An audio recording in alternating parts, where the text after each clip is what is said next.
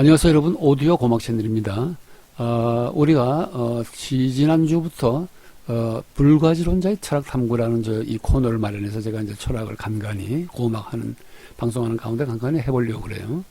제가 철학을 전공을 했고 또 철학이라는 것은 모든 학문의 어떤 그런 궁극적인 어떤 이 학문이 될 수 있기 때문에 뭐 철학을 먼저 제가 말씀하셨듯이 우리가 철학을 고등학교 때 꼭 반드시 철학을 교육을 시켜야 하는 이유도 제가 말씀을 드렸죠. 그래서 이제 철학 탐구를 이렇게 이제 시간 나는데 해보려고 합니다. 이제 불가지론자로 지은 제 자신을 불가지론자고 말하는 이유는 어떤 철학적인 어떤 논의에 있어서도 단언할 수가 없는 거예요. 이 학문 아직까지 인류가 알 수 있는 지금까지 도달한 학문도 대단한 업적을 이루겠지만은 우리가 과학, 즉 특히 천문학이라든가 양자 물리학 같은 데서 볼 수 있는 하는 현상으로서 매번 이 진리가 변화하고 또 한번 세워졌던 이제 이론이 또 뒤바뀌는 우리가 많이 볼 수 있잖아요.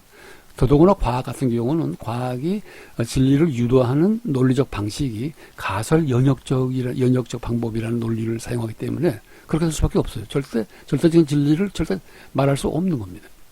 그래서 저는 저 자신을 불가지론자가 보고 일단 시작점 불가지론자로 보고 난 다음에 거기서 출발해 보자고 하는 겁니다.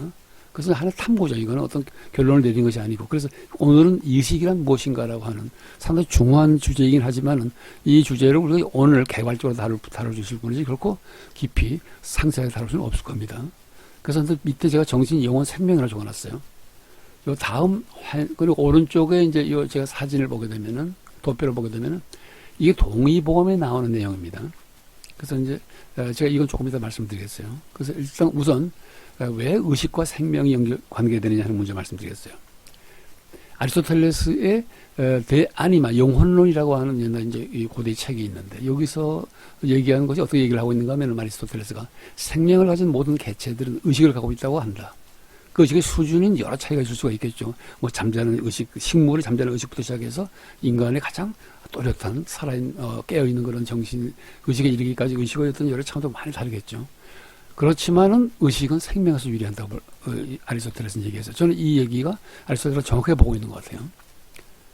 그래서 의식은 이제 의식을 또 영혼, 또 정신이라고 말할 수 있습니다. 정신은 이제 신이 정밀한 신을 정신이라고 할 수 있고, 정밀하지 못한 신을 갖다가 우리가 귀신이라고 할 수 있겠습니다. 그래서 이제 우선 이식, 영혼, 정신이 같은 것이라면은 그 사람 의식이 돌아왔냐? 그 사람 정신이 돌아왔냐? 그 사람 영혼이 정상이냐? 이렇게 물어볼 수 있는 경우가 많거든요. 우리가 그렇게 하는 경우가. 그랬을 때 결국 의식과 영혼과 정신은 제가 보기로는 특별한 다른 말들이 아니고 같은 의미로 쓰이는 말이라고 볼 수 있겠습니다. 그래서 동의보감의 신편에 내경편에 신편이 있는데 이게 바로 정신이에요. 신은 심장에 거주하고 있다. 정신은 심장에 머물고 있다. 이런 말입니다. 그래서 따라서 정신의 병이 들어 정신이 비정상적인 사람들은 우리는 비정신병자라고 그러고 오늘날에 이제 의학이 발달되어 있기 때문에 그 전에는 귀신이 지은 사람이라고 이제 칭했습니다. 그래서 서양의 의학이라는 과학이 들어오기 전에는 정신병이라는 그런 개념이 별로 약했기 때문에 없었기 때문에 귀신이 지은 사람이라고 말을 했겠죠. 그러므로 저는 종교에서의 신은 인격적인 존재로서 창조주, 조물주, 구세주 등으로 불려야지 정신에 해당하는 단어는 신으로 불려서는 안 된다고 저는 보는 겁니다. 이거는 언어의 아주 중대한 오용이라고 보고 있어요. 혼동이죠. 이것 때문에 엄청나게 많은 혼동이라고 보는 것입니다. 왜냐하면 종교적인 신이라는 것은 어떤 구체적인 인격적인 존재이기 때문에 그것이 뭐 초월적인 존재를 하더라도 인격적인 존재거든요. 따라서 정신에 해당한 신이라는 단어로 불려서는 안 된다는 거예요. 이것 때문에 수많은 오해가 이제 빚어진다고 저는 보고 있습니다. 그래서 이제 아까 맨 첫 화면에 봤던 동의보감에 실려 있는 심장편에 보게 되면 내경편에서 심장의 형상이 미개한 연꽃과 같고 가운데 구공이 있어서 천진의 기를 도인하니 끌어들이니 천진의 하늘의 진기를 끌어들이니 바로 신의 집이다. 즉 정신의 집이다 이 말이에요. 이게 이제 항제내경이라고 하는 고대 이 중국의 의학서에 그렇게 설명이 되어 있는 겁니다. 그래서 이제 이 왼쪽에 이 한문 원문을 보게 되면 심형상 이렇고 심형 미부 연화. 그러니까 아주 개화하지 못한 연꽃이라는 거죠. 중유 구공 그 가운데에는 연꽃 가운데에는 9개 구멍이 있고 그 구멍을 통해서 이 도인 천진지기라 하늘의 진기를 그걸 빨아들이면서 신지우야 이렇게 되어 있습니다. 이것도 내견. 그러니까 정신, 신이라는 것은 즉 바로 이 심장에 머문다 이거죠. 신의 집이, 정신의 집이 심장이라는 거예요. 심장이라는 거예요. 그리고 다음 도표에 보게 되면 제가 그래서 요즘 이제 인체와 컴퓨터를 비교하는 제가 이 도표를 이제 그려놨는데 요즘 이제 뇌과학이라고 소위 말하는 그런 이 과학들이 많이 발달되어 있고 이제 의학의 일종일 수도 있고 그게 저 이제 오늘날의 뇌과학이라는 건 뇌의학의 어떤 그런 이 경향들은 제가 쭉 이렇게 대충 살펴보면은 인간의 의식은 뇌신경세포에서 유래하는 것을 이렇게 보통 설명하는 것 같아요. 만약 그렇게 설명한다면 그거는 인간의 의식 내지는 정신, 아까 영혼 같은 말이라 그랬죠. 그런 비가시적인 정신적인 어떤 그런 실체를 유물론적으로 환원하는 것이라고 저는 보고 있습니다. 그래서 이건 저기 반대예요. 이건 잘못된 것이라고 저는 생각합니다. 왜 그러냐? 우리가 컴퓨터를 비교해보면 그게 나온다는 거죠.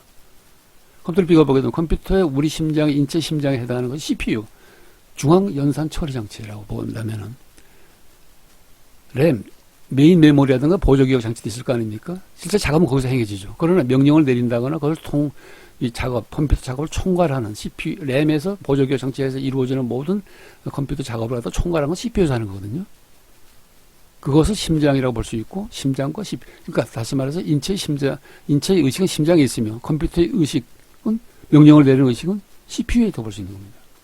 따라서 뇌신경, 뇌과학, 이런 데서, 인간의 의식을 뇌신경세포 유래하는 것으로 이렇게 분석하고 이렇게 판단하는 것은 저는 유물론적 환원론으로서 굉장히 위험한 잘못된 생각이 아닌가 이렇게 생각을 보고 있습니다. 자, 이 다음 도표에 보게 되면은 그리고 또 이제 우리가 한 발짝 더 나아가서 물론 복잡한 이 여러 가지 철학적인 논의들이 전제돼야 하는 것입니다만 일단 여기서 오늘 개괄적으로 살짝 제가 이거 말씀을 드리겠습니다. 제가 전공했던 그 현상학에 의하면은 후소의 현상학에 의하면은 인간의 의식, 인간의 정신이라는 것은 즉 시간적인 의식이라는 거예요. 그러니까 시간하고 의식은 뗄 수 없는 거라는 것입니다. 그러니까 후소의 바로 직계 제자인 마틴 하이데거의 존재와 시간이라는 작품이 하이데거의 가장 대표적인 철학 작품이거든요.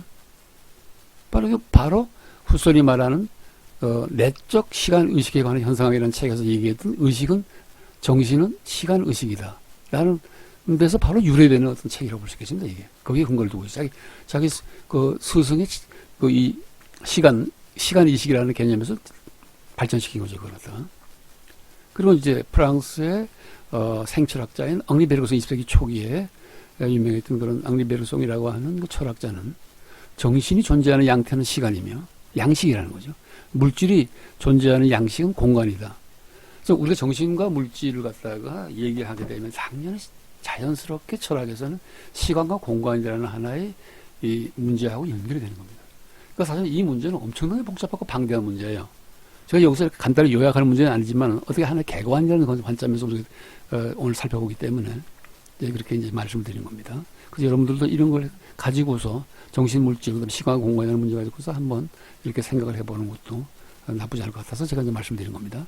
그래서 이제 이게 다시 또 한 발짝 더 나아가지고서 인도의 브라마니즘의 정통 유파 철학 중에서 한 학파인 바샤시카 철학이라는 이 철학이 있는데 거기에서는 어떻게 얘기를 하는가 하면 정신과 물질이 두 가지 유일한 실체라면은 시간과 공간 또한 두 가지 유일한 실체다. 이렇게 얘기를 하고 있어요. 그래서 정신이라는 이 하나의 실체와 시간이라는 하나의 이 모두, 양식은 상당히 밀접한 관계되어 있고 물질이라는, 육체라는 하나의 실체는 공간이라고 하는 그 양식하고 모두하고 굉장히 깊이 관련되어 있다는 것을 말해준 겁니다. 그래서 베르그송에서 화살표 표시되어 있죠. 그거 다음, 화면으로 넘어가 보게 되면은 베르그송이 뭐라고 얘기했는가 하면 공간은 시간의 퇴화된 형태라고 했어요. 물론 이것은 지금 당장 우리가 이해하기는 해도 어려운 문제인 겁니다만은. 그래서 아마 베르그송이 지금 아인슈타인을 그 당시에 상당히 많이 논쟁을 벌였다고 그래요. 구체적인 내용은 이제 워낙 복잡하고 그렇기 때문에 여기서 다룰 수 있는 문제는 아닙니다만 우리가 하나의 개관이라는 관점에서 이런 점도 있다는 것을 이제 알아두면 좋겠습니다. 그래서 제가 또 한 발짝 더 나아서 생각을 한다 본다면은 플랑크 길이 10의 마이너스 34승 미터입니다, 이게. 플랑크 길이 이하의 플랑크 길이라는 것은 바로 뭔가 공간이 더 이상 존재하지 않게 되는 길이를 말하는 거예요. 플랑크 길이 이하의 특이점에 갇혀있던 시간은 빅뱅을 통해서 시간이 작동하면서 퇴화되는 시간의 형태인 공간도 아울러 생겨났다. 여기서 시간이라는 양태를 취하고 있는 실체인 의식은, 정신은 빅뱅 전에는 특이점 안에 갇혀있는 것으로 볼 수 있으며, 이때의 우주적 차원의 의식을 우주의식, 즉 알라야 치타라고 대승불교 유식철학에서 얘기하는 내용입니다. 이게. 그래서 그 대승불교 유식철학에 따르면 이렇게 해석할 수 있지 않겠나라고 생각을 해봅니다. 따라서 유식철학에 따르면은 의식이라는 실체, 그 다음에 시간이라는 의식이 존재하는 양식인 시간은, 의식과 시간은 우주적 차원에서는 영원하며, 또한 역경의 관점에서도, 주요의 관점에서도 정식과 시간은 영원히 존재한다. 뭐 이 문제는 제가 간단히 요약했습니다만, 간단히 요약할 문제는 아니죠. 엄청나게 철학에서 가장 깊은, 가장 난해한 철학적 연구의 대상일 거예요. 그러나 오늘 의식의 문제를 다루면서 우리가 간단히 개관하는 입장에서 앞으로 이러한 이 관점들이 있다는 사실을 제가 소개하는 것으로 끝내겠습니다. 자, 그러면은 오늘 우리가 개관을 이 정도로 마치고, 너무 제가 딱딱하고 철학적인 관념적인 얘기만 했기 때문에 오늘 간단히 이제 이 의식이라는 문제를 초현실주의 이 문학, 20세기 전반기에 프랑스에서 크게 융성했던 초현실주의 이 문학, 즉 주로 시죠. 시 문학에서 주일로 슈페르비엘이라고 하는 초현실주의 시인이 있었는데, 이분이 의식을 상당히 재미있게 표현하는 그런 시가 하나 있어요. 짤막한 시인데 아주 내용도 쉽고 짤막합니다. 그 시를 한번 잠깐 볼까요, 제가?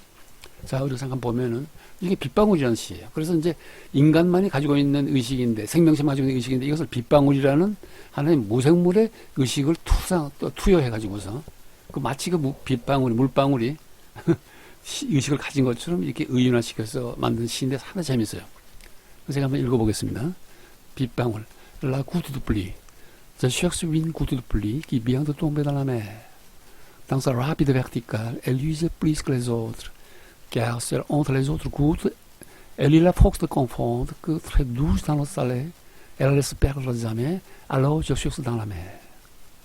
Et sur les vagues alertées, je cherche pour faire plaisir à ce fragile souvenir dont je suis seul dépositaire. Mais j'ai beau faire, il est des choses où Dieu même ne peut plus rien. Malgré sa bonne volonté et l'assistance sans parole du ciel, des vagues et de l'air. 나는 빗방울 하나를 찾고 있다네.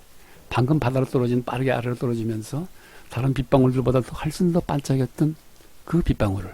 왜냐하면 짜릿한 바닷물 속으로 너무나도 부드러운 자신의 몸이 영원히 사라져버릴 것이라는 사실을 그 빗방울만이 이해하는 힘을 가졌기 때문에. 그래서 나는 바다에서 찾고 있다네. 경랑의 바다 위에서 나는 찾고 있다네. 나만이 간직하고 있는 이 잊어버리기 쉬운 가냘픈 추억에 즐거움을 주기 위하여. 하지만 아무리 찾으려 해도 소용이 없다네. 신조차 내게 그 어떤 도움도 줄 수 없는 일이라네.